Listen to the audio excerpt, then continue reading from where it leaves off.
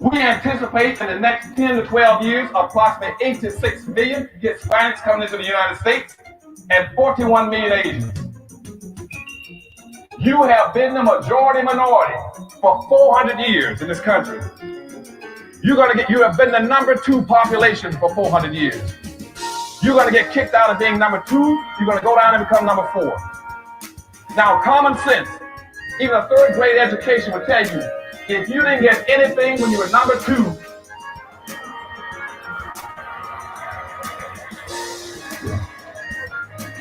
you all jumped ahead of me, but anyway, you can guess what you're going to get when you become number 4. President Biden, do you support reparations? Look, I mean, since I haven't spoken on this case, number one, the reason we're the country we are is because of immigration. We've been able to cherry pick the best from every single continent. The people who come here have determination, resilience. They are ready to stand up and work like the devil. We have 24 out of 100 children in our school today is Hispanic. The idea that we are going to walk away and not provide every opportunity for them is not only stupid and immoral, but it's bad for America. They are the future of America. At the very same time that America refused to give the Negro any land, through an act of Congress, our government was giving away millions of acres of land in the West and the Midwest.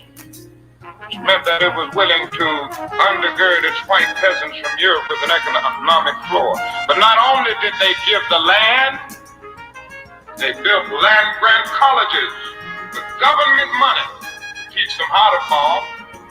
And this is what we are faced with. And this is the reality. Now, when we come to Washington, in this campaign, we are coming to get our check. We are owed $104 trillion on the very low end, plus $735 billion recurring.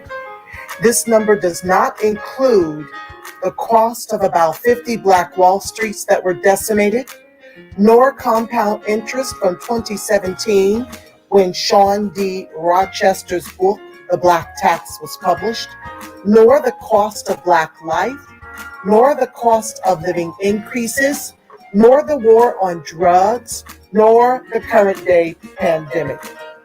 The number I'm working with is for slavery, Jim Crow, and accrued ongoing systemic racism, oppression, and disadvantage in the country our ancestors built with their lives.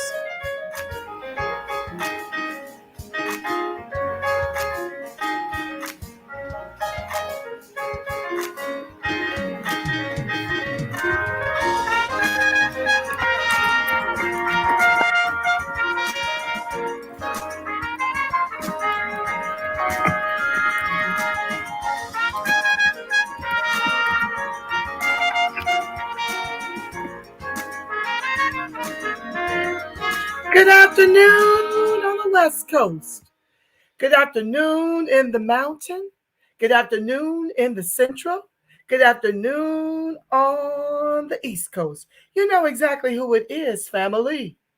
Angela Nirvana, your hostess with the mostest on the Reparationist Perspective, bringing you those Freedmen hot topics and making the case for reparations. Making the case for weaponizing our vote, socializing our suffering, family. I see you, Robert Reed. I see you, Black Magic. I see you, Danielle Witten. And for those of you who have yet to chat where you're tuning in from, I want to welcome you one and all, Freedmen and allies. Be sure to like, share, subscribe, turn on your notifications, and bless the broadcast if you choose. You know, the Cash App and the PayPal are strolling in the bar below. We have got yet another amazing Sunday together planned for you, family. Yes, with the extraordinary co-host, Black Diamond. She is in the building, family. You know we always love to hear her insight.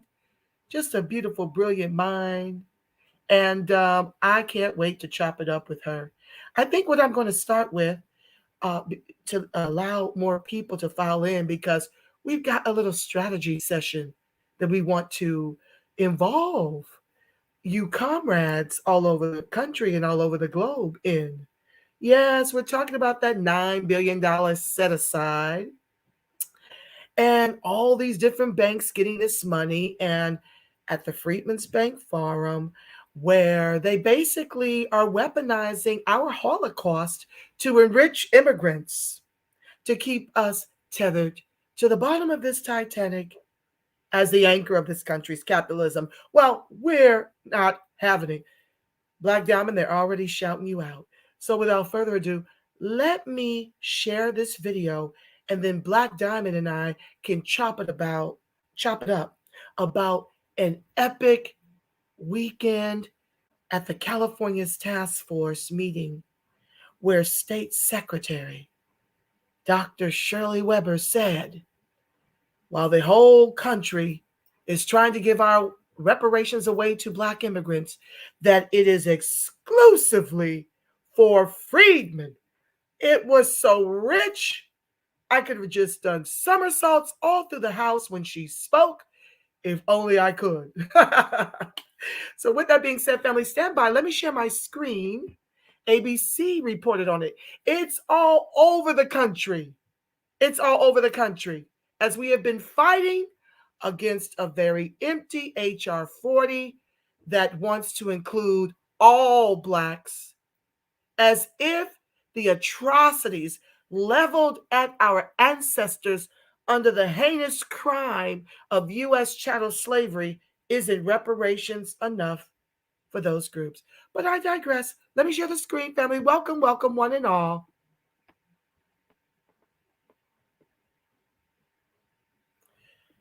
Okay, there it is.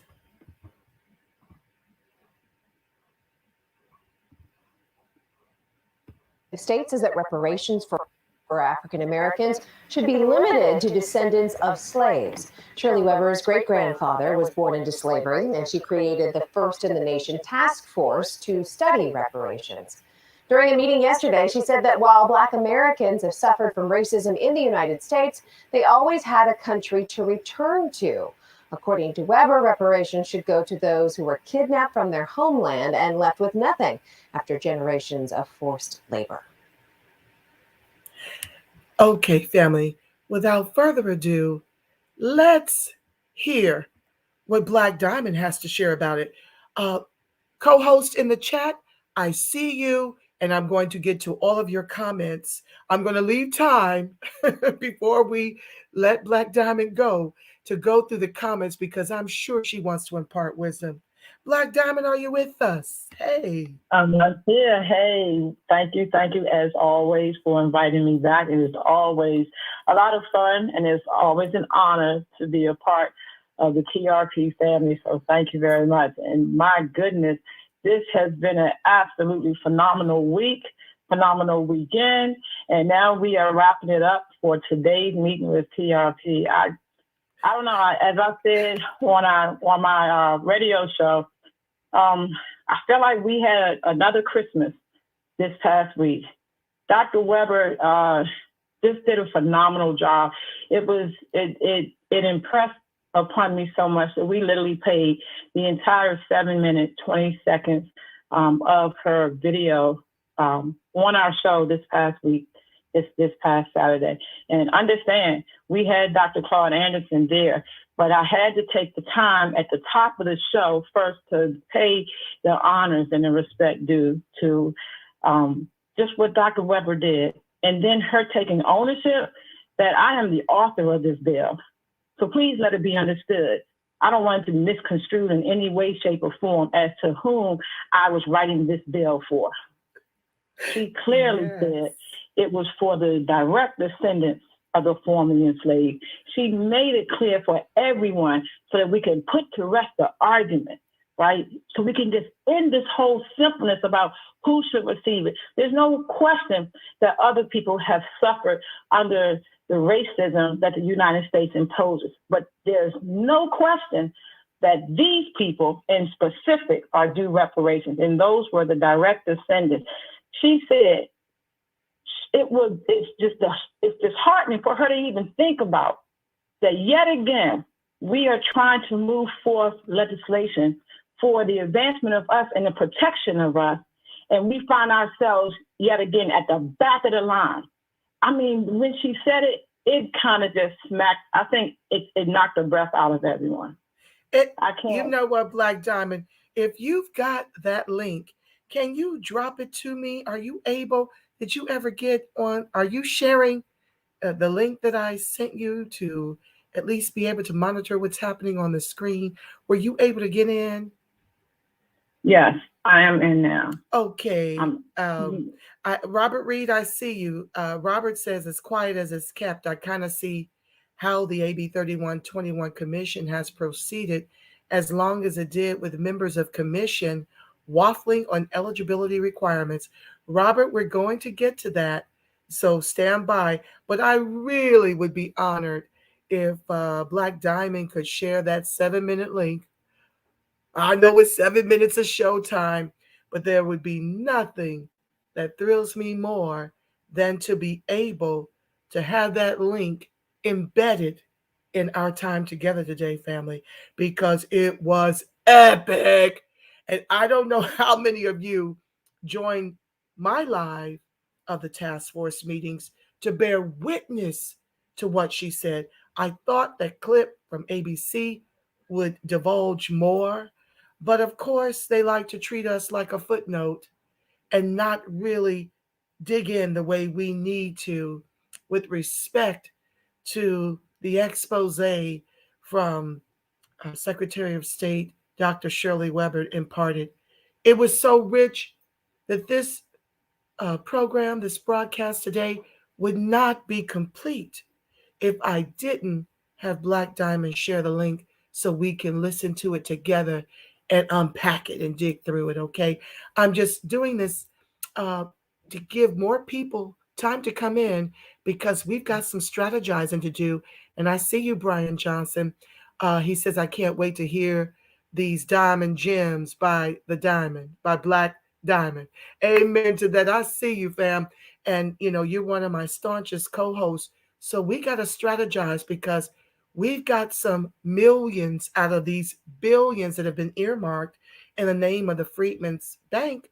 I see you on code, Brother 83. Hey. Yeah, we've got to unpack how we managed to sink our teeth into the money that was, by and large, set aside for immigrants at the Freedmen's Bank Forum. So they love weaponizing our Holocaust to give our reparations and protections to the immigrant class. And I'm not a xenophobe. Let me just disclaimer here. I'm not anti-immigrant. I love all people. I'm a lover of all people.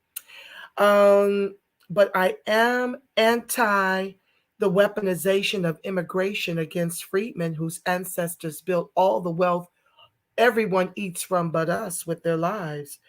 That's what I'm against. So our fight is really the government, right? It's not immigrants.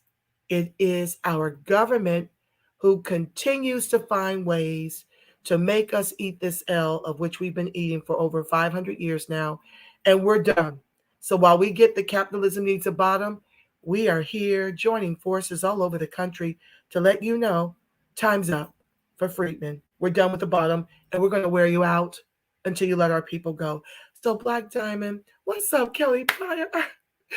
I have been trying to get with Queen Kelly Pryor and a couple of other comrades for a segment on Reset Race about environmental racism in Texas. Forgive me, my love. I've texted you guys. It's time. We're long overdue, and we're going to get to it, sweetheart. But Black Diamond, were you able to share the link? I was born to talk. Were you able to share the link? I shared it to you privately, and I'm trying to drop it into the chat. If you're able to pick it up, I'm not able to pick it up and for you to post it, but it is in your private, our private chat. If you can pick it up, I've also asked my team to put it inside. You could just email me at the rep. You can email at me at the repperspect@gmail.com, and I will just open it up from there to make things easier because I don't see it in the private chat for some reason. But child, y'all know, Mother is technologically challenged. Okay, it is what it is, family. This is why I'm looking forward to the day when I can hire producers to just drop it like it's hot when I say, next slide, okay? Today is not that day. All right, so let me go over here to see if... okay. You should have it in your email now. Okay, great. I'm going to the retrospect. Stand by, family, we're going to dig into this for 7 minutes because I want my co-host to chat on it. I want you to speak on it. I got some things to say about it. And this is just a celebration right now to give you guys some time to follow it. Hold on one second, Dr. Shirley. Okay, I got it, sis. Hold on, let me share the screen. I love y'all, Black and Strong. I'm so grateful for your presence here today. Just a second. Let's bring up the Secretary of State. It was epic. Hold on. It was epic. I'm telling you, I can't say it better than it was almost like a second Juneteenth, a second Christmas in 1 year. I mean, the way we celebrated when she just wiped it clean. Like, let's just end the discussion. It was beautiful. Okay, guys, it's going now. 2021 was a major milestone for California and this nation. California, I believe, and is the largest state in the union. It is the 5th largest economy in the world, and one of the and interestingly enough, one of the farthest states away from what we would consider the Deep South, the heart of Dixie. However, the information you have discovered in your hearing shows that even being as far away from Dixie as one could possibly get physically, California nonetheless has been impacted by the system of slavery. And those who live in California have been the victims of systems, whether it's Jim Crow laws or restrictions in housing or being placed in schools that were dysfunctional and so forth and so on, that there was no hiding place from slavery in this nation. And so it becomes important and even an example for the rest of the nation, hopefully to begin to look at themselves, because if California, as far as we were, if slavery was as pervasive here as it is across the nation, it says that clearly there needs to be a lot more work done in other states, and there needs to be a national effort at that. Some ask me, why didn't we do the national effort? And I had to say what so often has been said: how long, not long, can we wait for some resolution to the issue?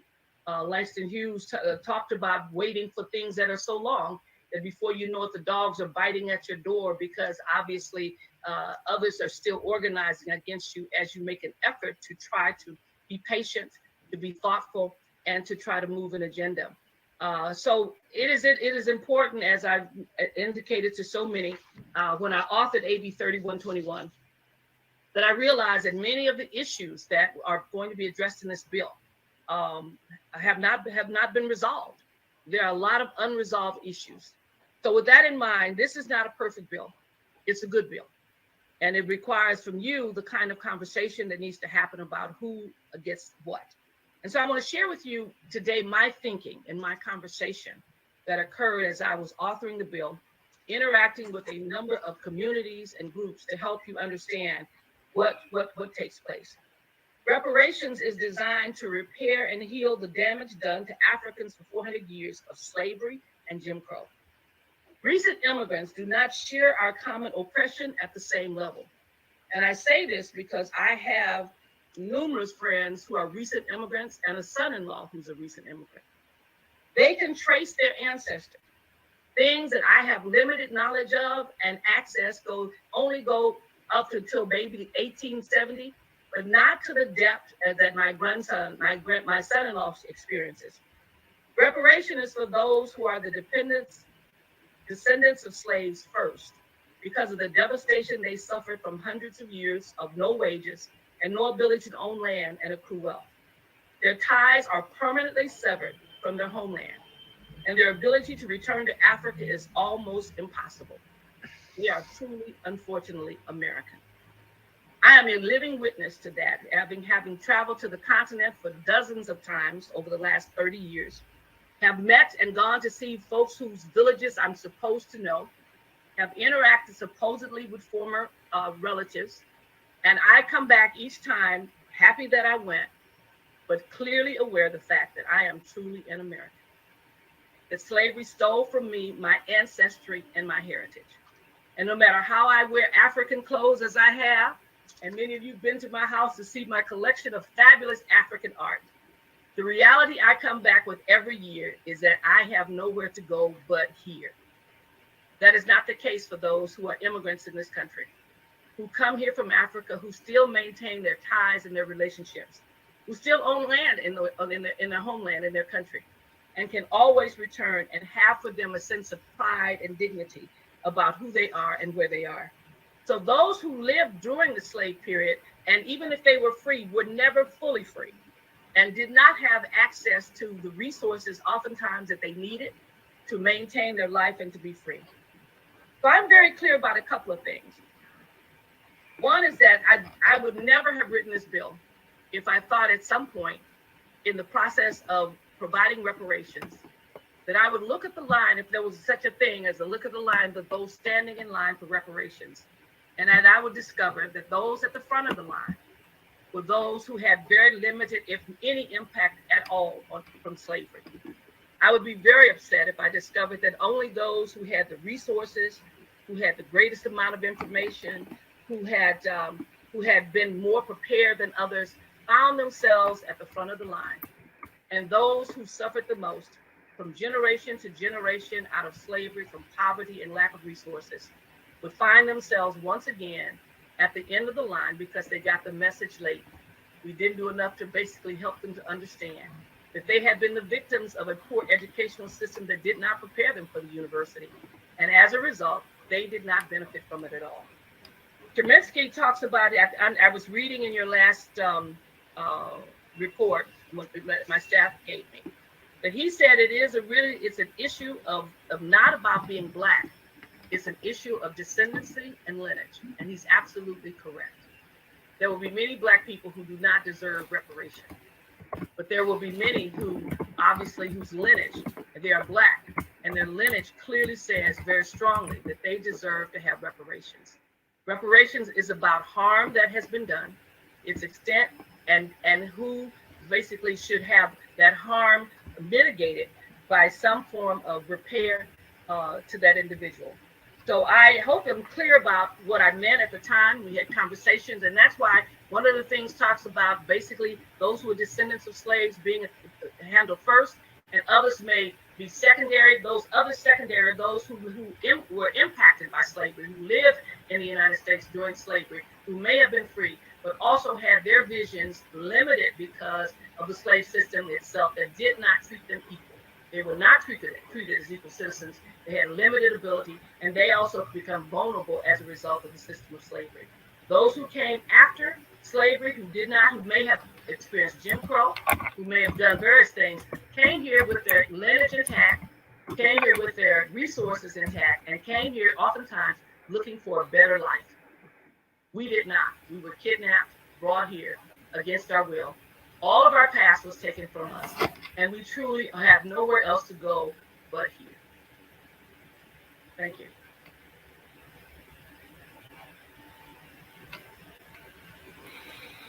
Okay, family. Wasn't that rich? Black Diamond, I just want you to dig into that before I go to some of the illustrious comments from my co-host in the chat. Okay.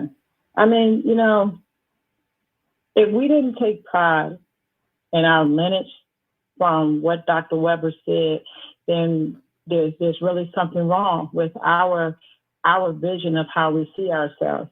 Dr. Weber made it clear that our ties, when it comes to the African continent and the 54 nations, those ties were permanently severed, was her quote unquote words.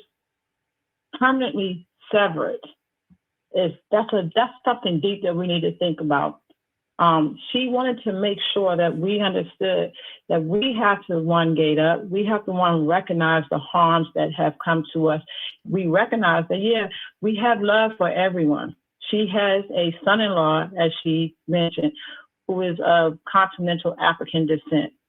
But that does not negate the fact that we have a harm that has been rendered to us here. And it is for us to recognize that and know that we are the only recipients of reparations when it comes to the United States. She said, another key thing that I wrote down that I thought was important was that she said, we have no place to go back to, but when they come here, they maintain their ties to their country. As you've heard me say here at TRP before, when we talk about, we say we have bootless straps. When we don't have a boot, we never got the boot. I liken that to what Dr. Weber said when she said that they maintain their ties to their country, meaning they have a government. They have a place to go back to when America mistreats them. And that government is their boot. And that government negotiates terms when they come here with our government, which are their straps that they can pull it tight and tie it up to lock you out. They maintain the ties with their country. It's an important thing for us to stay focused on. As she said, we have no place to go. She said, which first threw me off, she said, unfortunately, I am American. And you have to ask yourself, in a first world country, a person who is the secretary of the state of California used the word, before saying American, she used the word unfortunately. That denotes a lot. Yes, it does. When it comes to our recognition to us being here and why it's essential that we understand why it has to be reparations for us, because she recognized, unfortunately means your government is not your boot, like the Africans or any other immigrant who comes here, who has a government as the boot and these negotiated policies and legislation that they have are their straps.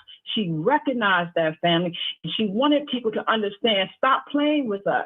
Real talk. Come we through. We don't have it. Come through. We don't have this, right? She said she wanted to make it clear, and this is again something that I had said here on your show, Angela. This issue is not about being Black. Divorce yourselves from it. She said this is about our lineage. We're not arguing anymore about Blackness. Come on. They can be Black all they want. This sister who took the time to write AB 3121, not only in behalf of the freedmen population out there, but ultimately she understood the implications this meant for us at a statewide, national-wide level. And she wanted it to be clear. We're not arguing with you anymore about Blackness. I have now married people from the continent in my family, and I love them very much. I'm not taking anything from them, but I'm taking my lineage back from them. That's the only thing I'm taking. She wanted us to understand, stop walking in Blackness, stop walking in these flat terms, and understand that it's your lineage that matters here. And to me, that was very, very powerful. She made us understand, she wanted them to understand, we can appreciate that you're coming here, quote unquote, looking for a better life. But the words that stood out to me was, they're coming here. Come on. We cannot go there and look for a better life. She talked about them being able to have a better life here. And understand that is from our ancestors. That is from us. It's not even just our ancestors. But the current day freedmen continues to fight to open the doorways for you to come here. Step aside and allow us to breathe. Stop arguing with us about what we are entitled to. And again, this is not about being xenophobic at all. It's about recognizing and acknowledging the contributions of the freed men, women, and children of the United States. So when she said it, the chat lit up all across all the forums that were simulcasting that reparations task force. All of us afterwards, for the past 4 days, have continued to celebrate it as though she just did it again today. You better know. And we should continue to perpetuate pushing it out, because the first thing I heard Angela, in that clip that from the news station that you played, that she misstated when she said that Dr. Weber said that Blacks are not eligible for reparations. Instead of her, I think she said something to the effect of Blacks, but it wasn't specific to that. She was saying that Dr. Weber was saying the direct descendants of the formerly enslaved here are the eligible ones. Oh, they'll never admit to that, because then that would mean telling the truth about the history of which they've worked feverishly to this day to whitewash. I want you to speak on this, Black Diamond, because you have ties to Africa. I want you to speak to how Secretary of State Weber said that they're coming here, and why, even if we've got money, we can't go there for the opportunities that they've been enriched with here as a byproduct of our ancestors' heinous chattel slavery, along with legislation for accrued ongoing systemic racism leveled at the descendants. Can you speak on why we can't thrive in the continent of Africa, even if we've got money akin to the way they're given advantage over us here? Absolutely. So just so the audience knows, I have been to Africa numerous times. I have been adopted by an African village. I have what I call an adopted son who resides in the Gambia. I have put in what they call boreholes, is what we would call wells here in the United States, to bring water to the entire 5,000 occupants of this particular village. We have also assisted in providing a hospital to be built with 15 rooms and a maternity ward for them. So understand that when we say there is no love lost, we are not xenophobic. We mean that, okay? Because we are loving people. And it's not about me going back there to try to find myself. I found myself when I recognized who I was here in the United States and what my lineage was here. My history is here. Doesn't mean I have a love lost for them. But what I did find in all of my travels of being over in Africa and the multiple countries that I've been to in Africa was that we were locked out. First of all, they don't recognize us as their brothers and their sisters. They recognize us for the most part as a dollar sign. Secondly, what we've done here and when it comes to our ancestors was we have opened up the doorway for the immigrant. And we're not going to just single out Africans, but we're going to talk about how we contrast the continent of Africa as it relates to us, since we like to romanticize our positioning with the continent, okay? But over here, our ancestors, we, current day freedmen, continue to fight to open up pathways to allow them to come over and get a better life, to access a better life. We have opened up pathways to allow them to birth a child here and that child gain citizenship.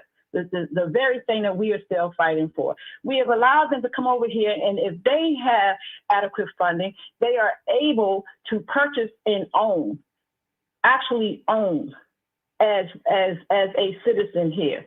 Right, and they don't even have to have citizenship to own here. All right, we have provided them the means of being able to come here and gain access to our schools, our education. Okay, these things are not reciprocated on the continent. When you go there, what you find is none of their governments there, out of all 54 countries, offer you any access to purchase land outright ownership. You can lease land for 99 years. But you cannot own it, okay? Over there, you don't have direct, easy access to their school systems, okay? You have to jump through 1,000 different hoops in order to be able to access their educational system. I went over there as an experiment to better understand what was happening there, because I understand the love freedmen have for the African continent. I wanted to understand why it's not reciprocated. And instead of me going by what people's words were, I chose to invest the money to continue to go over so that I could sit down with these government officials, to understand, why aren't you opening up your doors to us? Why aren't you making provisions to embrace us so that we can use you as a boot when we go back to the United States? Why are you not with your embassies advocating for us so that we can have some straps the way we've done for your people? Come on. And the answer was, we only need you as a resource. That's it, period. In the nutshell, the answer was, we verbally say we love Black Americans, we love freedmen, we love African Americans. But at the end of the day, the truth of the matter, it came down to, ma'am, we need Black Americans so that we can access your resources. Period. And when that hit me, it literally knocked me to my knees. And being very transparent and honest, it even made me feel a certain way when it came to the young man that I now call my adopted son, because I felt some kind of way. Yes. Because when I came to the village, and the village gave me this huge celebration. I mean, all of my friends and family that was with me, my son, who was 22, he looked over and he said, Mom, you know, a lot of people get a whole lot of extraordinary gifts for their birthday. But I can say one thing for certain, two things for sure. I don't think any one of us from Black America has ever been given an entire village and a celebration like what they have done for you, and we are able to be a part of it. That's how much investment one person put into them, to later find out that you were just their resource. So I had to come back home and be mentally grounded to understand my history, my pride, my self-esteem, my self-value lies in my history here. I am a freedman, and my people did phenomenal things. And through all of the realization that, no, we weren't all kidnapped. No, we were not all prisoners of war. Your butt was just sold. They just got rid of you so that they could have a step up on that economic ladder. Real talk. Because you're a resource and always have been. Amen. Amen. So to realize that made me just fall in love with my history as a freedman and what my people have done here. It was one of the bases of my inspiration for fighting harder than ever and fighting unapologetic. I don't apologize for anything at this point, because I now realize the continent of Africa is a place to go and visit. It's not my home. I can't go there for refuge. I can't go there to find my peace of mind. And if you're able to, more power to you. I'm not here to disencourage you from doing that. But please understand, until you find your love and your true ancestral lines, because like Dr. Claude Anderson said on my show yesterday, he said, when those people were put in the boats, and when some of those people were even born in those boats as they were making that passage here to the new Americans, all of their ties were taken. They were gone. They know nothing of the continent for which they came from. Yeah. And so he told us yesterday, he called it Black natives here. And when I asked him, how do you feel about the title freedman? He said, I will embrace that too, because that is our historical record. Yes. You can hear it. Okay, he when I asked him how did he feel about our voting strategy as it relates to immigration overall, because again, I want to make it clear that we're not here just targeting Africans. No. We don't care about what your lineage is, what country you come from. What we care about is the displacement of freedmen here. The resources are limited, and God dang it, we now have to gate up and protect our resources. My people are hurting. Period. Woo, I can't wait to dig into Dr. Claude Anderson's endorsement, well, at least support of our voter strategy. We're going to get into it when we deal with the next segment on grifting. We got a good, well, at least 22 people are showing up. I don't know where they're tuning in from necessarily. They're probably more in Facebook and more in Twitter. which I cannot see. So if you want to participate as a co-host and you want a shout out, I see you, LD Ward. I'm going to go scroll down and look at more comments momentarily. But if you want to be seen and recognized and participate as a co-host in the comments, please come over to ScrewTube, because I can't see you over in the other apps. So with that being said, let's go back to this comment. I'm going to let you take a breath and sip a little water or refresh yourself. But I want to go back to what Robert Reed said. And, you know, you listen in, because Black Diamond, I want you to weigh in on your observation. But he talks about how he says, as quiet as it's kept, I kind of see how the AB 3121 Commission has proceeded as long as it did, with members of commission waffling on eligibility requirements. Thank you for that comment, Robert Reed. Yeah. Okay. So let me back it up. Shout out to C. Jack, who was very instrumental in State Secretary Dr. Shirley Weber's resounding yes for Freedmen exclusively when it came to reparations for the state of California. CJEC was instrumental in getting in those spaces and taking the project over. You know, back when we were the former ADOS movement, we were advised to go in and take over the NAACP, take over the National Urban League. And I always was perplexed by why we, as the founders of the former ADOS movement, would go take over organizations supported with white money that don't do anything for freedmen. Not that I know of as of lately. I mean, maybe back in the gap when they were initially founded, we got a few advances with them. But to me, that's an uphill battle when you're dealing with grassroots. To try to go into a space that's backed by white money, you're not going to be able to get the advances that we've gotten to date. So I was always for pouring that energy into the grassroots movement. And many of you who rock with me back in the days of the Friends of ADOS TV, you know that I was about all of us as grassroots throughout the country coming together, uniting to be the loudest voice in the social media space, to have it spill out on the ground, which is where we were needed. So when CJEC chose to find bills that were already reparations leaning, they got busy making connections with the author of that bill. So y'all need to get your pen and paper out on this part, because you can mirror the same in your own states.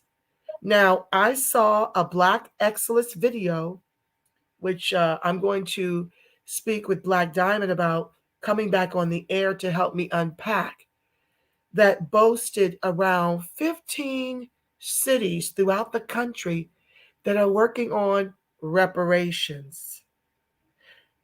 If you don't make a relationship of the author of those bills, family, you run the risk of your reparations being reduced to a housing voucher like that of Evanston, where only 16 people benefit. And as I exposed at the top of the hour on day 2 of the reparations task force here, this is so empty, family, because they gave them a housing voucher for a down payment on a home or home repairs when the median home price is $325,000 and the median income is $38,000. When I purchased my home here for, I want to say it was around $350,000, I was earning $120,000 a year. Ergo, how is this reparations when you're giving me a housing voucher and the median home price is $325,000 and my median income is $38,000? So these are the projects that you've got to find throughout your city and state to attach yourselves to take it over. I wish our grassroots in Chicago were in a better position to take it over. Right. But these are the projects to take over, not places and spaces like NAACP.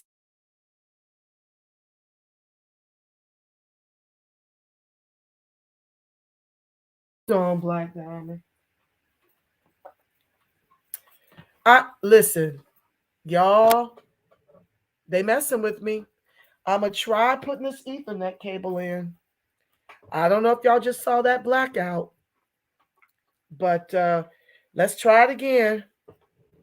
Stay with me, family, for as long as the broadcast is on. If they black out on me again, just stay there. Stay put, and prayerfully it'll get back going. But anyway, I digress. There's no need to try to... Yes. Let me jump in on something that Sure. we want to make sure.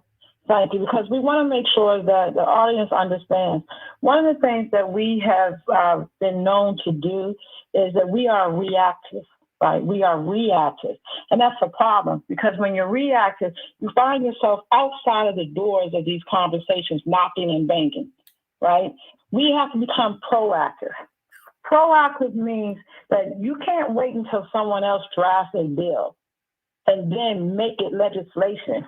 Okay, which means it's now gone through the approval process, and now you want to undo it. Okay, you have to be proactive. You have to get involved with your local politics, your county politics, your city politics, your state on up, and you have to have the willingness now to not say I'm tired, to not say I don't have enough energy, I'm too busy, I'm overworked. We have to start drafting these bills ourselves. We have to protect the language. We have to make sure that we are astute enough to understand that a housing voucher is not freaking reparations. It's a direct insult that 16 people got some type of a voucher, and then their income baseline doesn't even warrant them to be eligible for the full loan. Like, we have to understand these things, and the only way we do that is to become proactive. Because once these pieces of legislation are put into and are basically enacted, then we spend a lot of time trying to undo it. We have to run campaigns on fixing it. We have to now try to establish these relationships. Had we gotten proactive, we could have avoided all that. We keep talking about taking control of our narrative. Our narrative is not just about how they present us and the public. Our narrative is not just about the history books. Our narrative is about the legislation that we are allowing to be passed. And then we try to come behind it and fix it, get in front of it. It's time to become proactive, not reactive. Reactive, we already see what it has done to us. Right? Even with the civil rights legislation of 1965, we did the best we could. We thought we were baiting up and protecting ourselves, and ultimately that was a civil rights bill for everyone but white men. Ultimately, that's what happened with it. We ultimately got locked out of a bill, and Dr. Anderson said it best yesterday. We created a bill that was used against us and used for everyone else. Right? Because we didn't understand things the way we needed to. Right? As was affirmative action. Exactly. And so that means, as we move further down into this show, when we start talking about the vocabulary GRIFT words, the vocabulary phrases, the vocabulary GRIFT phrases, we have to become more astute. And that means, family, we can't tire down. We know it's tiresome. Those of us that are out here on the front lines, we don't sleep. Literally, Angela and I, we were on the phone until 4 a.m. and then got back on the phone at 7:30 this morning. I mean, we don't sleep. And in between that time, I was having a conversation with the group that I work with, CAT. Right, I was having a conversation when she and I got off the phone at 3 whatever this morning. I was still having a conversation. So I literally have had about an hour of sleep before I was back in meetings. We don't rest. At this point, we're not allowed to tire out. Because if we do, then what our ancestors did to get us out of slavery, they could not tire out. And we refuse now to allow ourselves to tire out, become complacent, become wore out because the fight just seems unreal for us. Like we can't beat this fight. Remember all the time, we were told slavery would never end. The physical slavery would never end. And it was those of our ancestors who said, oh, hell yes, it's going to end. And we're not going to tire out until we see our people at least physically out of these chains. We have to do the same. We have to do the same. We are not allowed to become reactive anymore. We have to be proactive. We are not allowed to say we're tired anymore, because look what being tired has done to us. We are confused about our identity. We are confused about what we should advocate for. We're just confused about everything because we stopped reading, we stopped understanding, we stopped appreciating who and what we come from. And it's now time. It's time. It's here. We're ready. Let's go get it. I love that. Oh, thank you. That was rich. Yeah, we can't afford to give in, up, or out, family. Our entire lineage is relying on us. Back to Robert Reed, I was in the midst of explaining how we got to this particular commission that waffles on the idea of eligibility, and I'll wrap it up real quick. But in effect, we took over AB 3121 in the sense that we went and met with State Secretary. She wasn't the State Secretary at the time, Dr. Shirley Weber. This was her piece of, this was her bill that she created to get us reparations. So the language that got in there that became a waffling decision on eligibility was a little ambiguous in the way that it was written, because the way it was written, set it up as if all Blacks would receive it, with special consideration for African Americans that descend from U.S. chattel slavery. So the language was ambiguous. I don't know why it wasn't more clear. In my made-up story, is that Dr. Shirley Weber, sadly enough, in the state of California, couldn't make it about us. She had to make it a special consideration for us just to get the bill passed. Because out here we've got Prop 209, which Freedmen, Ward Connerly, this is why you've got Black white supremacist.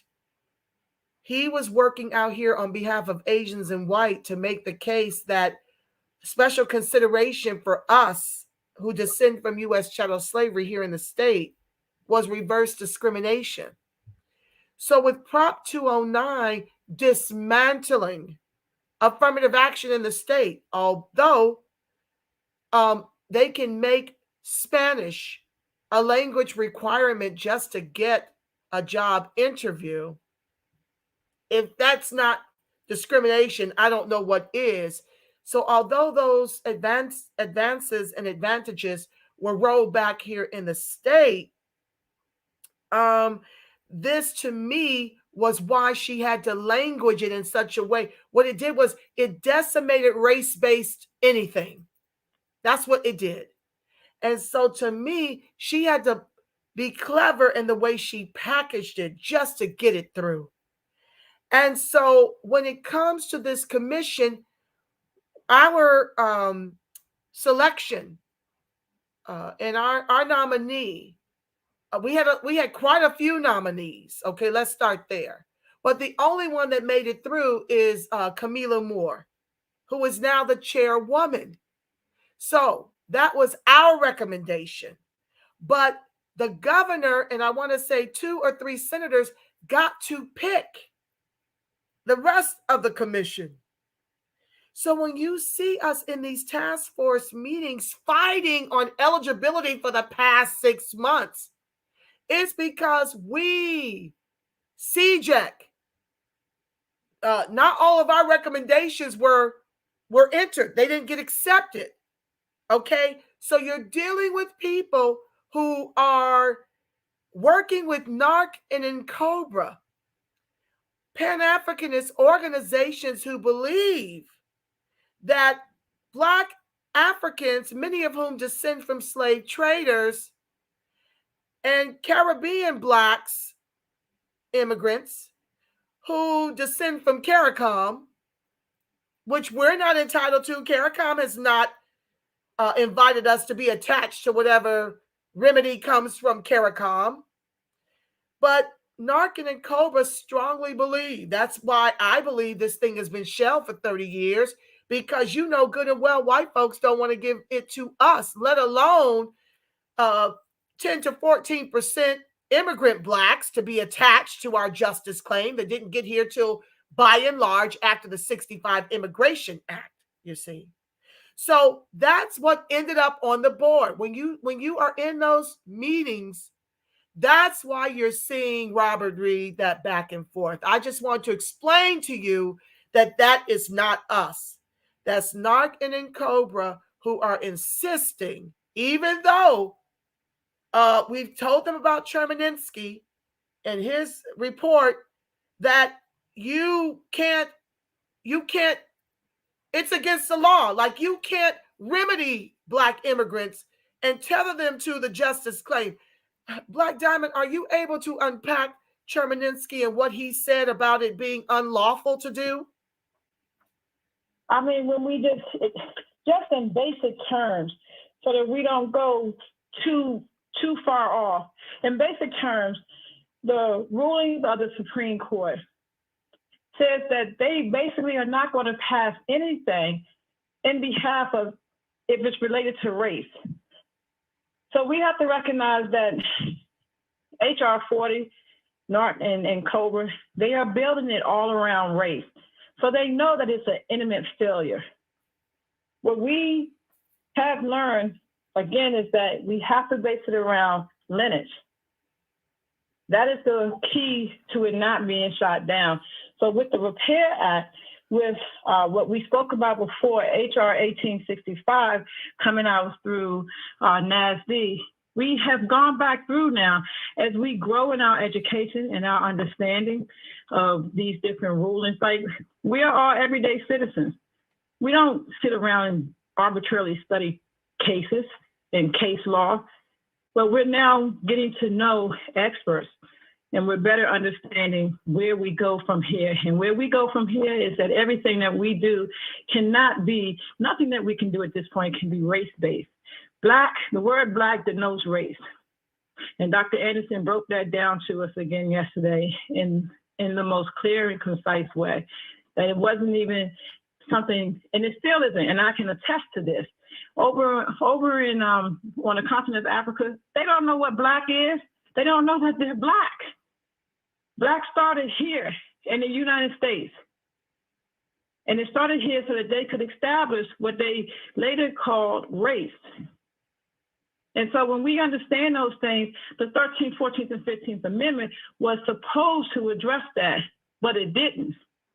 It was weaponized again against us. And even though the Supreme Court is not supposed to have the ability, as Dr. Anderson said yesterday, to intervene in certain pieces of race, they have chosen to do so. And what their stance is, as he pointed out yesterday in our interview, that the 9 that sit there, and what he said, these are not my words, but he said, and the white man that is pretending to be a Black man continues to advance that argument of, we will not approve anything that is race-based. So, okay, now we've met with experts, we understand it, and now we're going to now position ourselves to be able to fight for reparations or for any type of justice claim as it relates to this group based on lineage. You cannot deny that. Thank you for unpacking that. So I'm going to just putting a button on it. This is why you see a lot of, back and forth and waffling. It's no waffling. They're hard line on their position, and they're doing everything in their power to try to tether Caribbean and African Black to our justice claim, which no matter how many times we explain to them it has to be lineage based, they're still fighting. Even after State Secretary Weber came on and made the case, they're still fighting. With that being said, I want to move on. We have about, I guess I see 23 watching. I think that's in ScrewTube. Welcome to the live, y'all.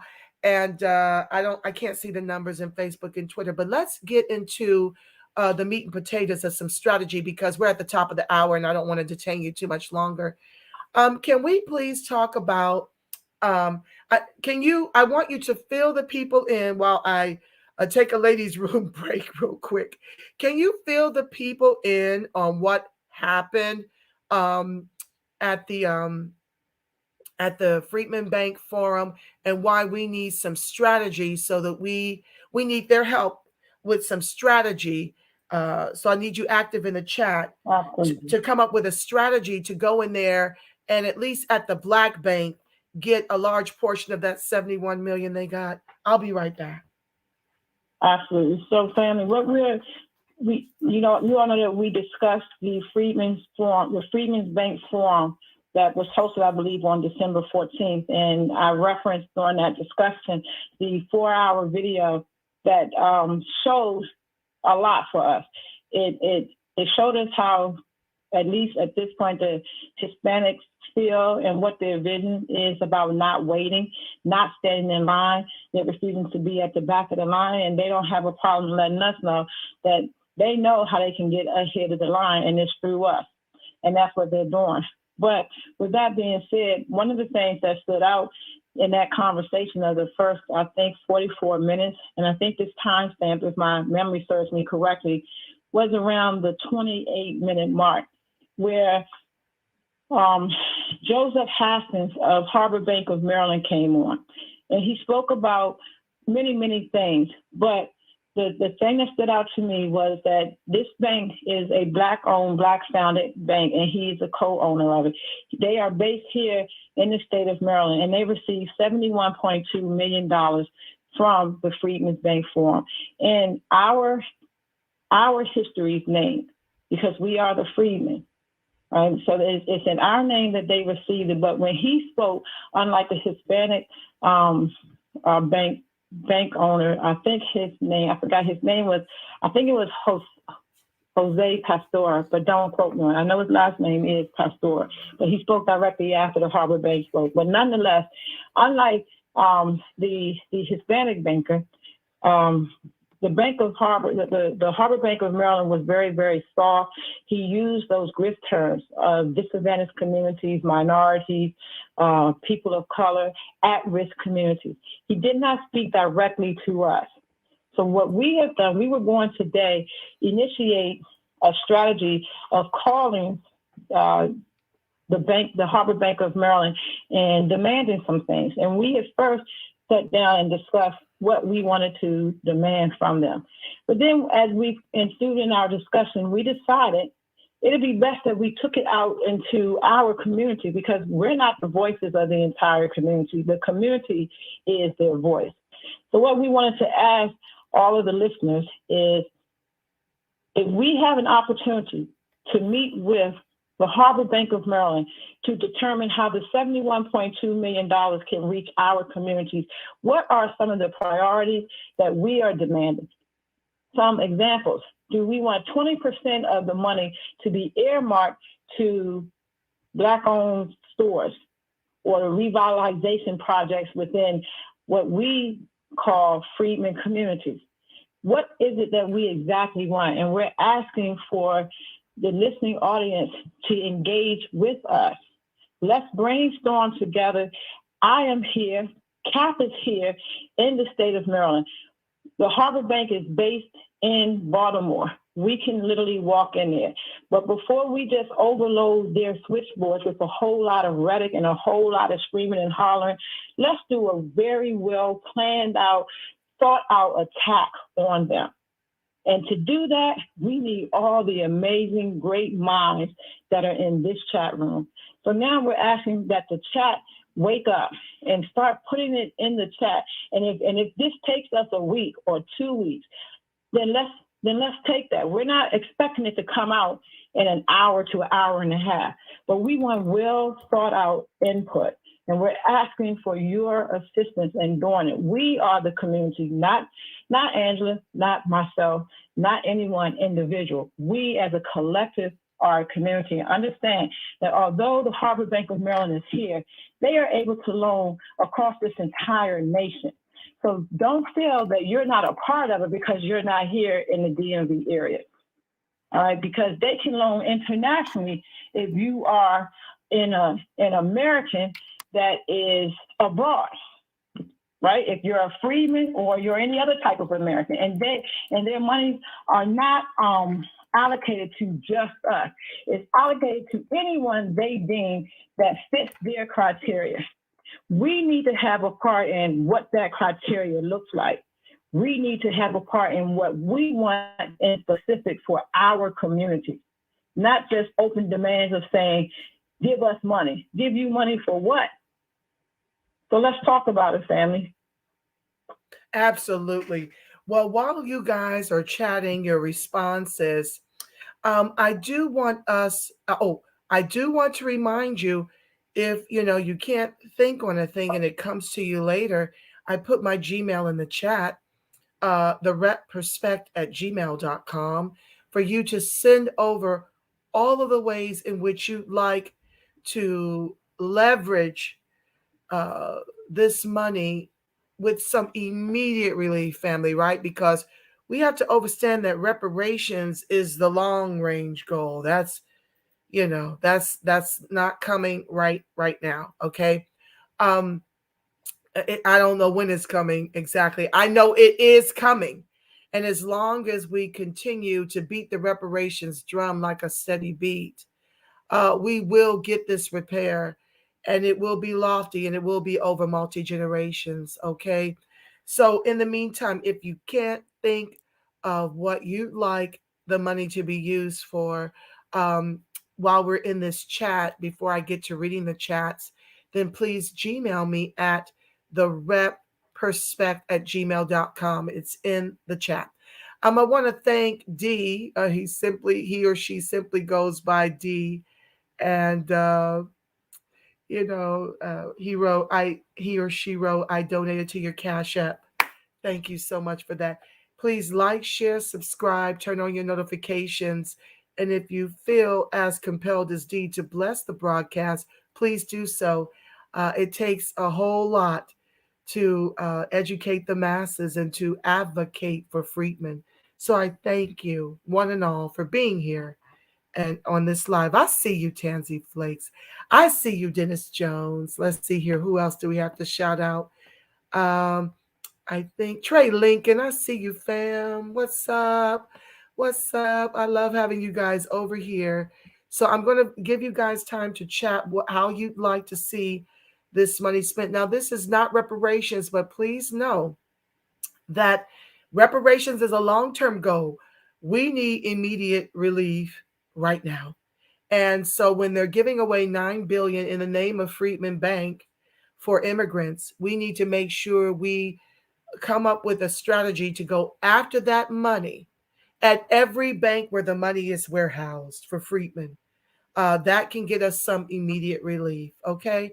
While they're typing in the chat, family, Black Diamond, I want us to get into our voter strategy and some of the political grifts that are coming our way.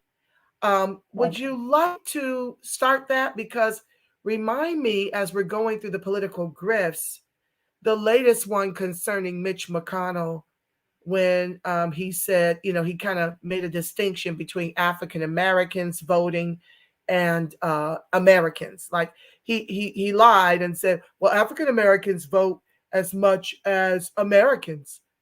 And so how the Democrats have jumped all over that to try to make some case against Mitch McConnell. This is a grift, family. They want you to get all up in arms, to sheepwalk to the polls to guarantee their seats for the midterm.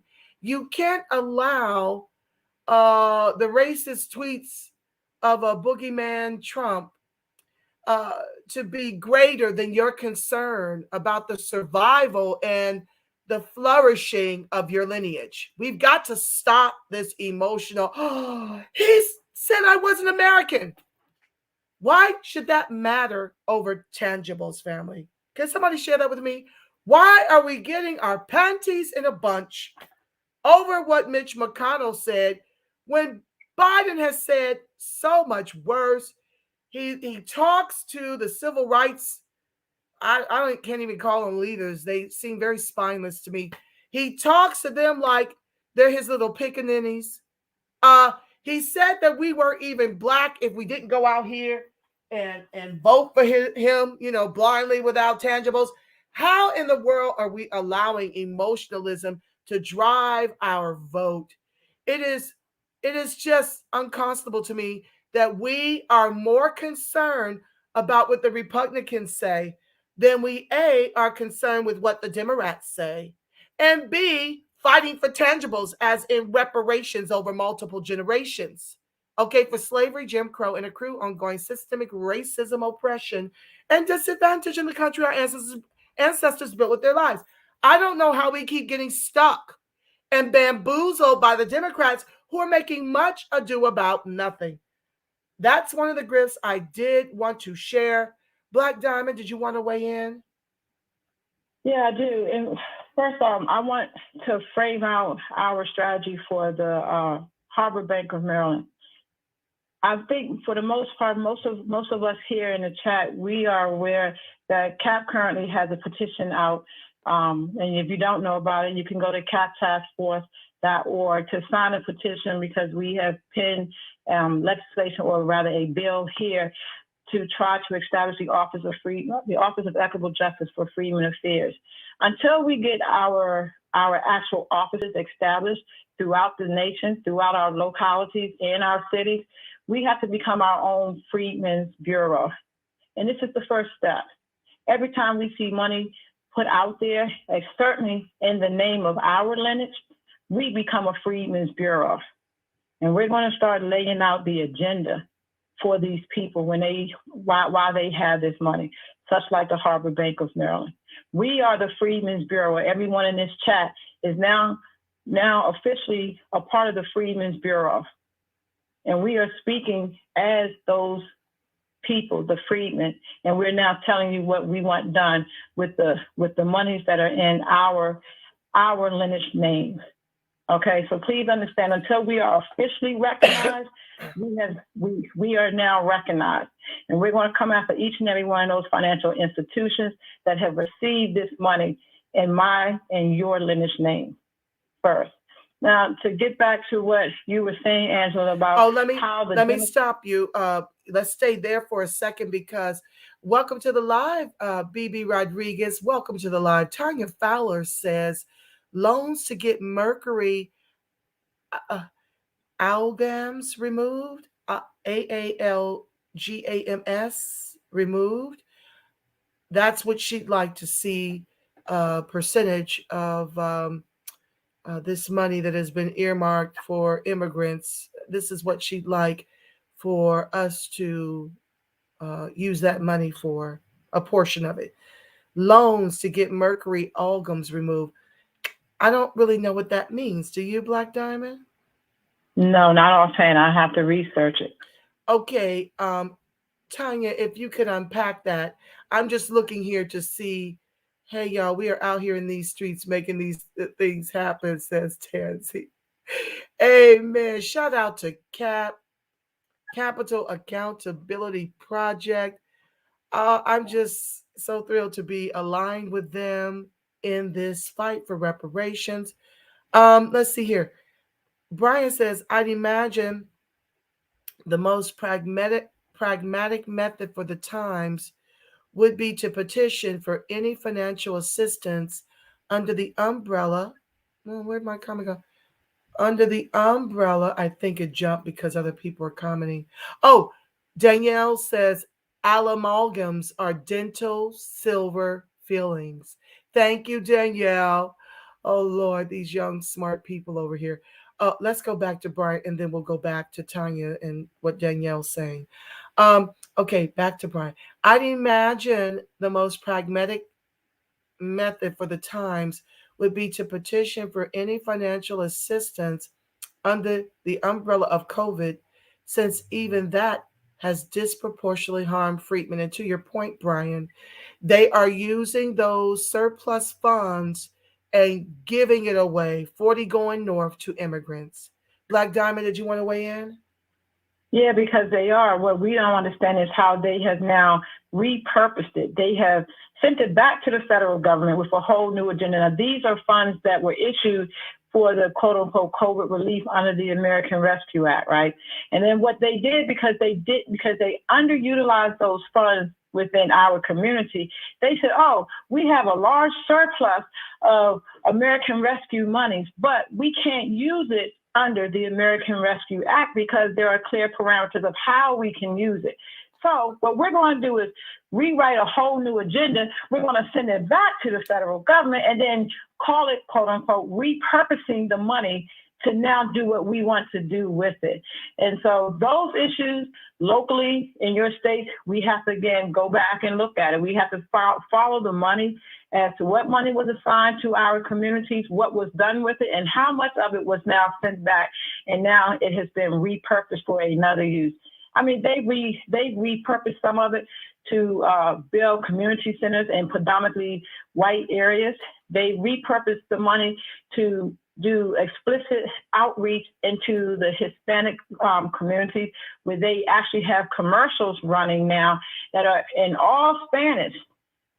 But there's no commercials running in our community because the money was taken from what was allocated to us, repurposed, and understand the repurposing is not about COVID. It's about jobs. It's about housing. It's about everything else but what it was supposed to have been for, because it's now been quote unquote repurposed. So yeah, that's what I can say on that for right now. I love that. Okay, so we're going to be targeting that money as well. And like Black Diamond said, she's working in some amazing ways and in some amazing circles. And so I'm so grateful that she has lent her voice on the broadcast for the last few weeks. And I'm praying that she continues to do so, because she is moving in some very exclusive spaces that are really going to advantage Freedmen specifically. So thank you for that. So what you see me doing when I'm looking down is taking notes on what you guys impart. Okay, so we've got remove dental the silver fillings, okay, in the children's mouths. I guess that might be lead based or something. We have to look into that. Remove silver fillings, but I do want to write it down.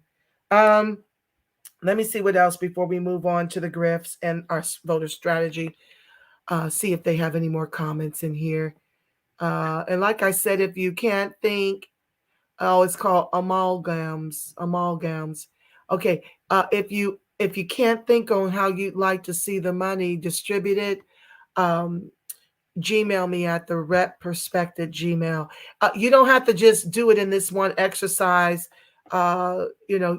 This is ongoing as we start to craft the messaging to all of these banks to unask our cash.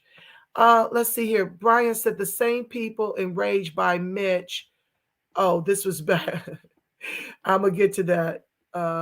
Freedman moniker is being misused by the administration. Another grift. Yes.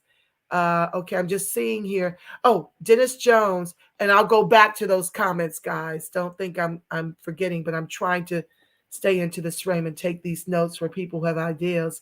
Dennis Jones says, set up a fund to get our freedmen who are released from incarceration established back into society, from getting jobs, their voting rights back, and total expungement of their records. Did you want to speak to that, Black Diamond?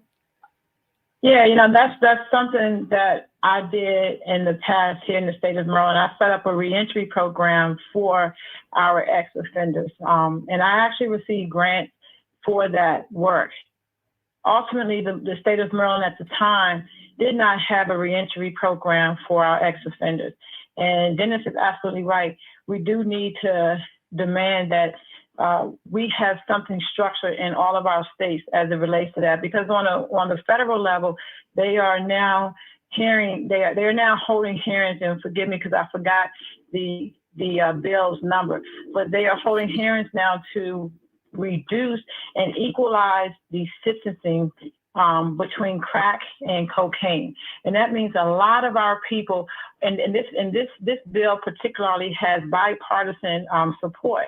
So that means that a lot of our men and women are anticipated to come home in the very near future because they're going to be given time served. And they even went so far as to, first they were talking about having them reappear in front of a judge. But because of the overload of the judicial system, they just elected to even forego that and to allow them to submit a written request for their cases to be basically exonerated and stamped to say time has been served, and then to set them free. If it was a non-drug offense as it relates to crack, they are now matching it to the cocaine sentencing. So what Dennis is saying is now absolutely essential. We have to be prepared to receive these people back into our communities, and we have to take on the onus of getting that structure set up. We can't rely on the government. Now, we can rely on the future Freedmen's Bureaus that we're all trying to establish, but until that happens, we are the Freedmen's Bureau again. And so because we are the Freedmen's Bureau, every time we see money come out, we're coming for the money, like all the other entities or all the other ethnic groups do. And we have to now lay out what we need and what we want. So Dennis is right. That's an absolute essential piece. I love that. Thank you so much. We especially have to make sure they can function, because lest they find themselves back in that hell. Okay, we got to make sure they can take care of themselves and be productive citizens in society in a way that they've been robbed of. I'm not saying all. I'm really speaking to the nonviolent offenders whom these laws have been extremely harsh to. Let's see here. Brian says, yes, this is definitely a great brainstormer on the funds allocation. Absolutely, Brian. Thank you for contributing your ideals. Okay, Tansy has to step away. The funding must, BB says, the funding must only go to the descendants of freedmen. Freedmen descendants must now start their lineage connections, documented findings. You just can't say you need freedmen on name and blackness. Absolutely, BB. I'll speak briefly to that, and then I'll let Black Diamond weigh in. But this is what Black Diamond is talking about. Until we get an office of Freedmen's Bureaus established throughout the entire country, akin to the Office of the New Americas, we are going to be working with you guys, the lineage, to start to craft ideals on how this money will be appropriated exclusively for freedmen, akin to the reparations, so that we can hit up these banks that have received $9 billion in funding. Our strategy is to go after grants so we don't have anything to repay. We want the bulk of that grant money. And so, yes, BB, to your point, it will be exclusively for freedmen. Black Diamond, did you have anything you'd like to add? Yeah, I want to make sure that people are understanding what the call to action is. This is the money that we're currently going after, which is the $71.2 million that has been allocated to the Harbor Bank of Maryland. That is money coming from a bank. They are not a government agency. I want us to refocus our attention not so much on extreme criminal issues and things of that nature.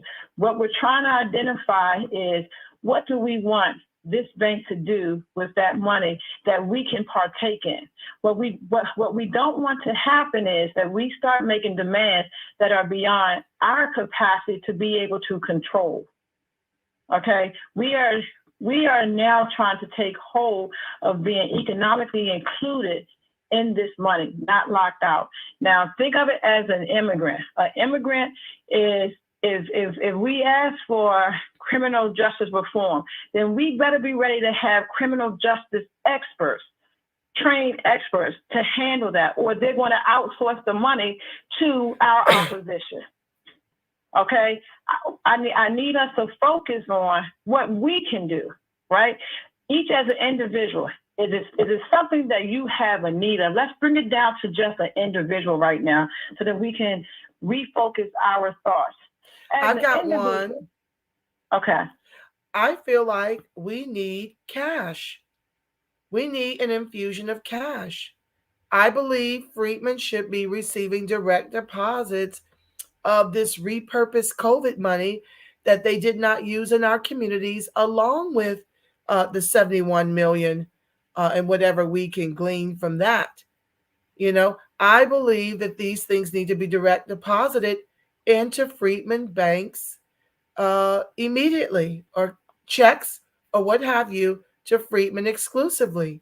We're not going to make it if we continue to wait for reparations.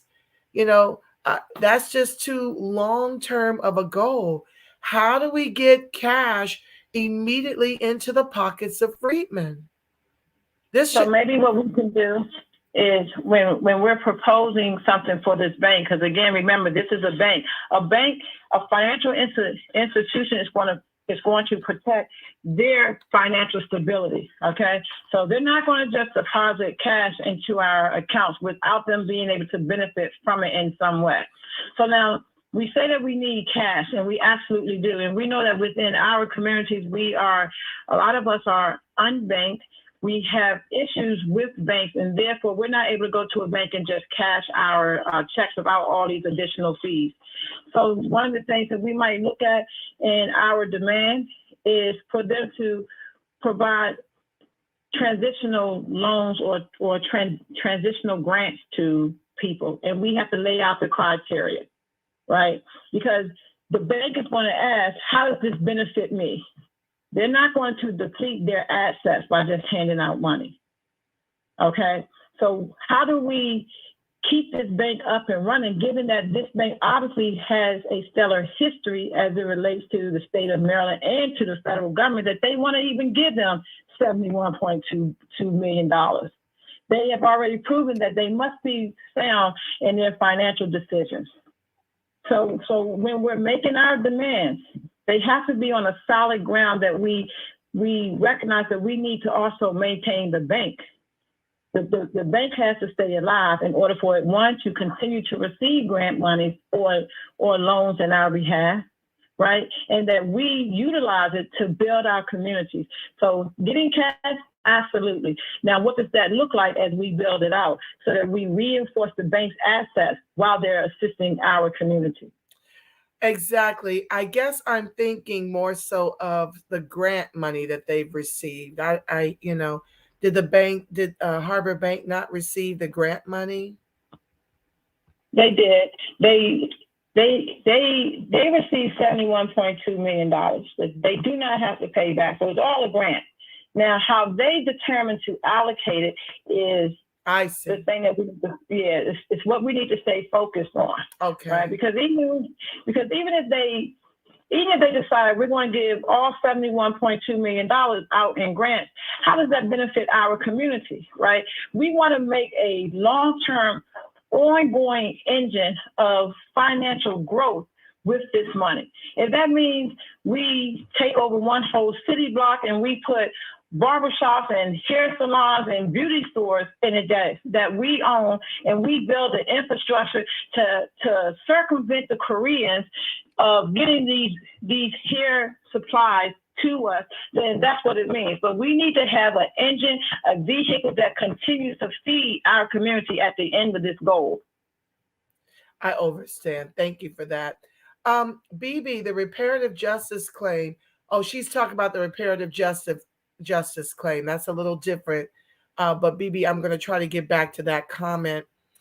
Brian mentioned, I just had it flashed on the screen, and then we can move to voter strategy so I can try to get you out in the next half hour. Brian says, I'm wondering if we could petition for finances to help personally finance ancestral research to prove our Freedmen lineage. Brian, I don't think we need to be paying for that at all. Black Diamond, did you want to speak on it? I agree. I agree that I don't think we should be paying for it, but it is a viable thing of interest for us, because although we feel it should be free and a lot of the resources are free, people don't know how to do it, right? And so what if we set up small offices where we could go to and sit down with a lineage researcher specialist that could help them do that. Now that's a viable, beautiful plan, because as one of the members in the chat said earlier, right, that we have to be able to tie ourselves to the Freedmen lineage. You don't get to just say you're a freedman because it's now trending. You got to still prove that. Right. We have gave it up.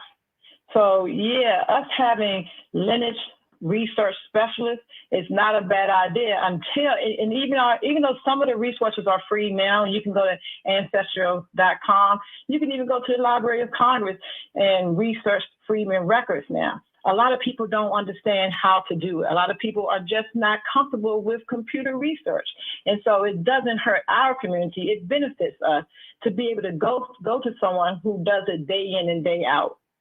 That's real talk.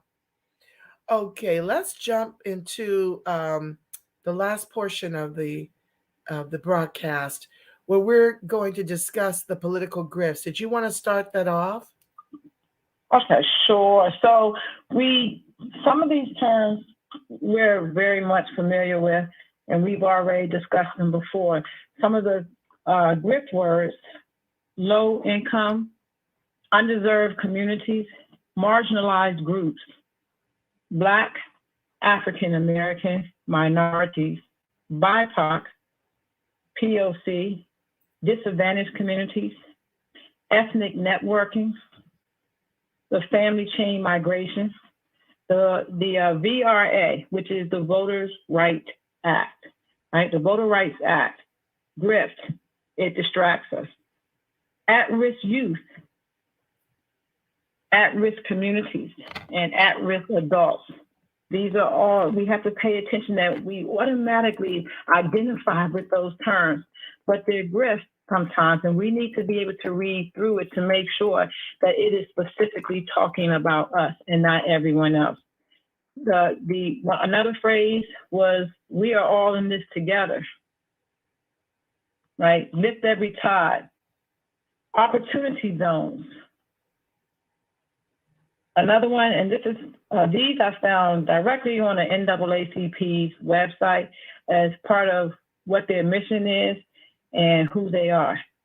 The conscious for all people. What's it called? The conscious for all people. The other one that they used was equality of minority groups and citizens. That's who they're fighting for. The equality of minority groups and citizens. So that's one that I came up with, which again was from the Urban League. They said that a part of their mission is to remove racial discrimination through the democratic process for all oppressed groups. Sounds like, wow, they're really fighting for us. And yet they're talking about everyone. It's not specific to our group. What we're going to do, again, is we're going to try to, and we're asking that everyone engage in this practice of picking out, recognizing these grift phrases and these grift words and share them with us so that we can create a master list that's going to constantly be living. It's never going to stop, because they're going to keep, as they have shown through our history, they're going to keep coming up with new terms to throw us off and to make us believe that they're talking about us and that we are included in it. And we know that we're not, but we are a lot more astute now. You no longer get to keep changing our identity and we keep accepting. You no longer get to keep flattening us in all of these other groups and we accept it. No, our eyes, our ears, our consciousness is laser sharp now. And we are amassing an army of people who are going to be looking for it and saying, hey, Sister Angela, I found another GRIFT word that you should add to the list. Hey, Sister Angela, I found another GRIFT phrase. You should add this to the list and tell us why when you send it. Tell us why. We are now about action and solutions. We are now about not just being angry, but we have to now sharpen the tool, which is our brains, our ears, our consciousness, to our lineage. Our tools are solely being sharpened for the benefit of our lineage and our future. And that starts with the biggest thing that they have won on us was using words. We know that the word spelling, it has spell in it. These words can put us under a spell, which makes us completely non-reactory to what is happening and what they're saying they are doing or locking us out. We just read into that they're talking about us. And now we are developing a GRIFT list of words and phrases. And we, again, are asking everyone to help us grow it. It's a living document that we're going to keep growing. We're going to try to add definitions to it, and we're going to keep educating and sharpening our tools of lineage. Amen to that. Brian is so crazy. He makes me laugh. He's talking to Danielle. He says, agree, that proves a sticky situation. And just look at the Catawba Cajuns. I meant Catawba Indians. He cracks me up. I want to go now to, real quick so I can try to get through some of the comments.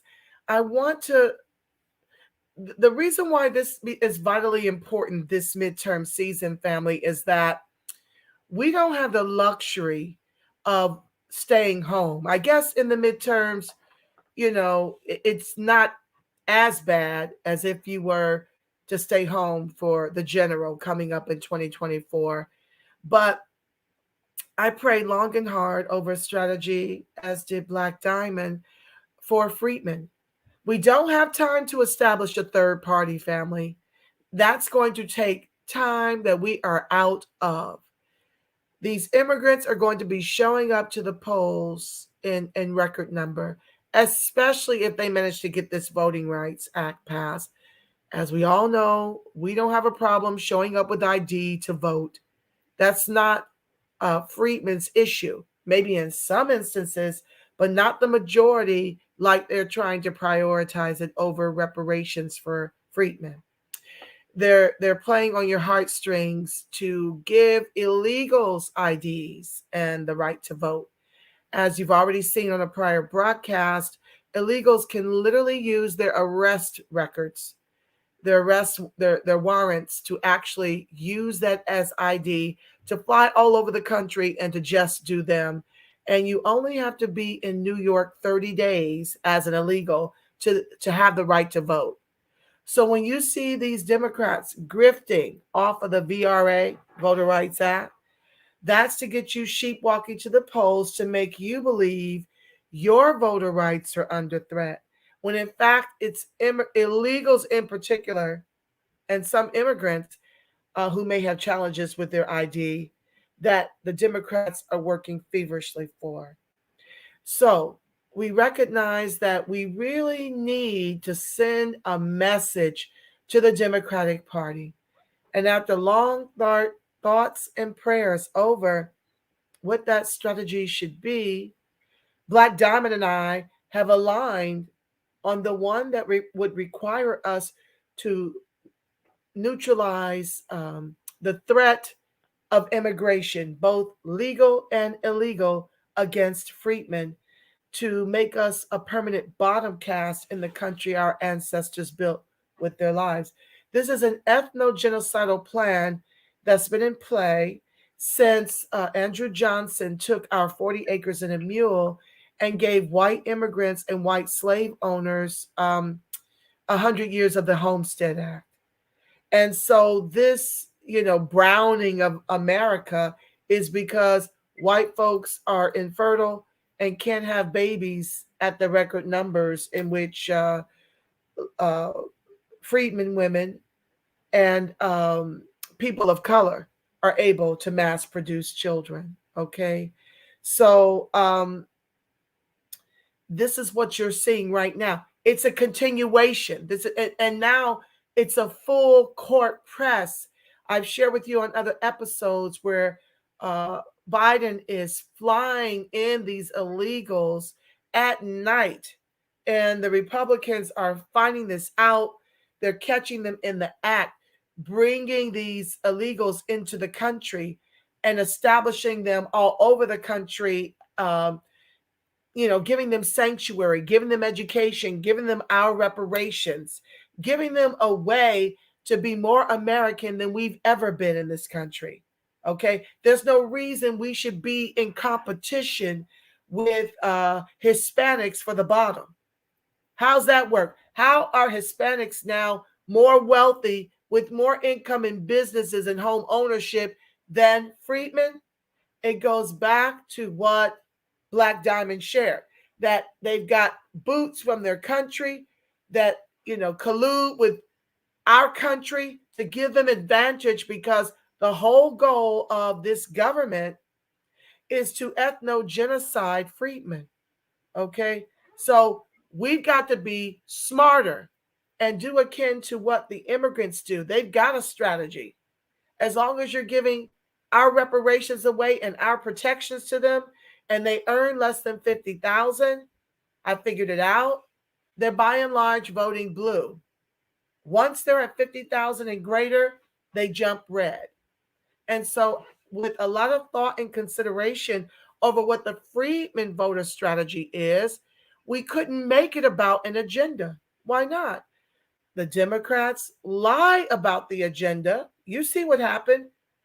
You have my back, I'll have yours, is what Biden proclaimed on the night he took the victory.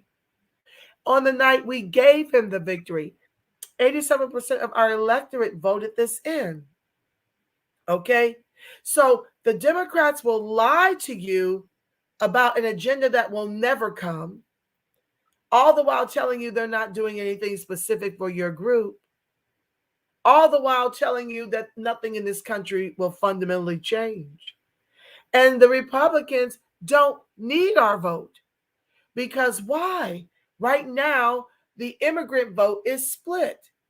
The more well-positioned they gain, you'll start to see the numbers rise for Republican. Okay, so stick a pin in all of that and understand that in order for us to ever get reparations from Democrats, the lessons start now. We must weaponize our vote and socialize this suffering, because as all of us can tell, whenever the Democrats have the majority, we're the only ones complaining and in pain. But when Trump is in charge, we may not get reparations, but neither would they. He wasn't giving away our reparations 40 going north to immigrants. He wasn't giving them protections akin to what the Biden administration has done. So in so doing, Black Diamond, would you please impart to them our, final answer when it comes to a voter strategy? So our voter strategy simply is vote for closed borders. And I want to just address something that I saw in the chat. Sister Rodriguez said no third party, and she has some sad faces. We are not advocating for us not to have our own party. What we're advocating for is for us to recognize how we are positioned right now as we continue to build on other aspects of this fight, which ultimately we are all moving towards having our own party. But the reality is there are imminent threats right now that we have to pay attention to. We have numerous issues within our community, right? We know we desperately need a Black agenda, not just for the overall Blackness here in the United States, but a Freedmen agenda. And each one of those Freedmen agendas are going to look different as it relates to the states that you live in. But the reality is there is one national major threat in front of us now as we enter the climate of the midterm elections and then in the 2024 presidential election, and that is immigration. And again, let me be the one to say, we have no love lost when it comes to any immigrant, black, white, alike. Everyone as a human being has a right to live and live like a human being to whatever that standard is for them. We have no beef with that. But we here on this soil, in this United States of America, we the freedmen, you don't get to get in front of us anymore for your plight. My plight comes first. And since that plight right now is that you are on my neck, we already know about white supremacy. We already know what America does to us. And it's been hard enough trying to get them off our necks. I'll be damned if we're going to continue to let the immigrants come in here and apply additional pressure. I'm only getting a trickle of air right now, family. I'm only getting a trickle of air. Supremacy won't get off my neck.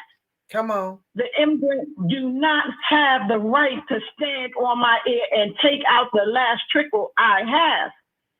Our strategy, absolutely unequivocally, 100% Freedmen strong must be. Please hear us clearly. Closed borders. Closed border candidates. We already have discussed Marcel Dixon. Those that are in the South, in South Carolina, you know what it is. Those who are not in the South, you know what it is. We need your dollars. I don't care if it's 50 cents down to 1 penny. He needs it.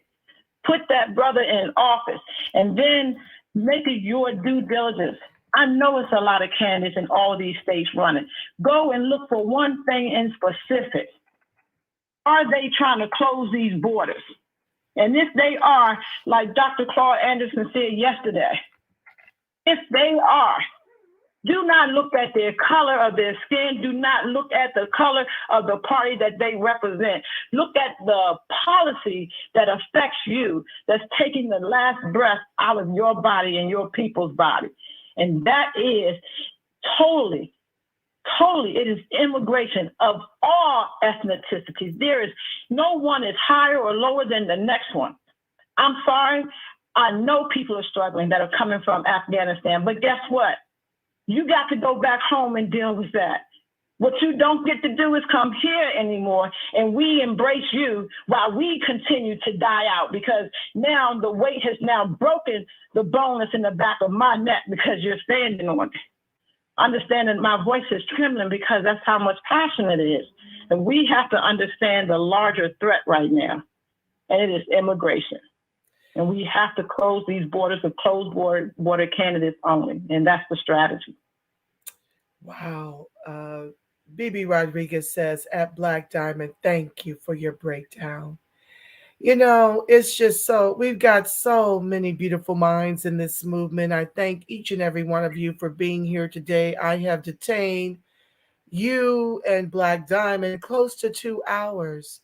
And I've tried to highlight as many of the comments as I could within the body of the broadcast. So feast on those as you prepare to enjoy the rest of your Sunday. Family, you know what?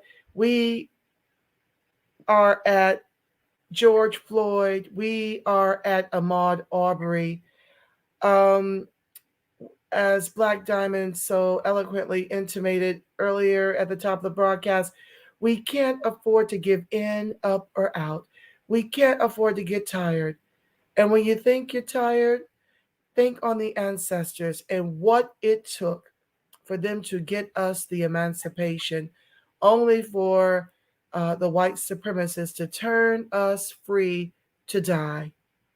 And look at how we're still here.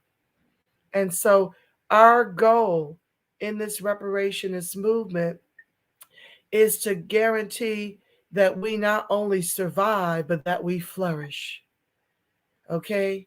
So please keep that in mind as you get involved, get engaged, continue to join my broadcast and all of those who are in the reparations movement. Watch these broadcasts and get your Black civics and come to understand who you are in the current events through the Freedmen lens. Put the gate up proudly. Don't be ashamed to do that. Don't be afraid or ashamed to go hard in the paint for Freedmen, because the goal is to engage you in your own demise by having you sheep walk to the polls to continue voting blue no matter who. And we know the blue is flooding the country with refugees and immigrants to make them the new Black and to forget all about you as you perish. And so we don't need to wait until we've perished or until we've been reduced to 5% throughout the country to sound the alarm. Because Dr. Claude Anderson sounded his alarm over 30 years ago. And here we are. So I encourage you to throw away respectability politics and get out here and make noise in these streets. Don't be afraid to challenge these politicians that are paid off our tax dollars and hold them to task and let them know you see the grift. Okay? Black Diamond, did you have any closing comments before I pray us out? No, I just want to say thank you to all of us out here. All of us are the voices. All of us are the boots on the ground. I encourage everyone to stay strong, love on yourself, love on your families, and love on your history, love on your lineage, because it is rich and it is who we are. And now we are standing in it and we're proud of it. Everyone else doesn't like it now because we are standing in it, family. We're doing it. Absolutely true, family. I thank you guys so much. I just love y'all Black and strong. While I set up our outro, family, please, okay, let's see here. The comments are still coming. Tansy mentioned a new party takes time and money, a lot of money. You're going to be fighting secret families and orgs. Honey, Green Party and Libertarian can't even get no traction. So I love these Wakandan ideas, but a dream without a plan is just a wish. We need immediate strategy, and we've rolled out one for you to consider, and one that we intend to invoke. Yes, please arm your minds with Dr. Anderson and Dr. Amos Wilson facts. Brian says, thank you, Black Diamond, as always, for your rich content and insight. Tansy says exactly. And with that being said, family, as I set us up, the light of God surrounds us. The love of God enfolds us. The power of God protects us. And the presence of God watches over us. Wherever Freedmen and its allies are, God truly is, because guess what, family? You are the face of God. You are the voice of God. You are the body temple of the Spirit of the living God, family. Until next time, family, know that I love you, Black. I love you so strong. Yes, I do, family. And I'm believing for each and every one of us peace, love, and reparations. Be well, family. Thank you so much for your support of this broadcast. Don't forget to like, share, subscribe, turn on your notifications. We appreciate you being here so much, Black Diamond. You always richly, richly bless us with your commentary. We're grateful to be in this fight with you, these demands with you, and we are believing God to continue to bless your work, bless your mind, bless your hands, bless your energy. Thank you so much.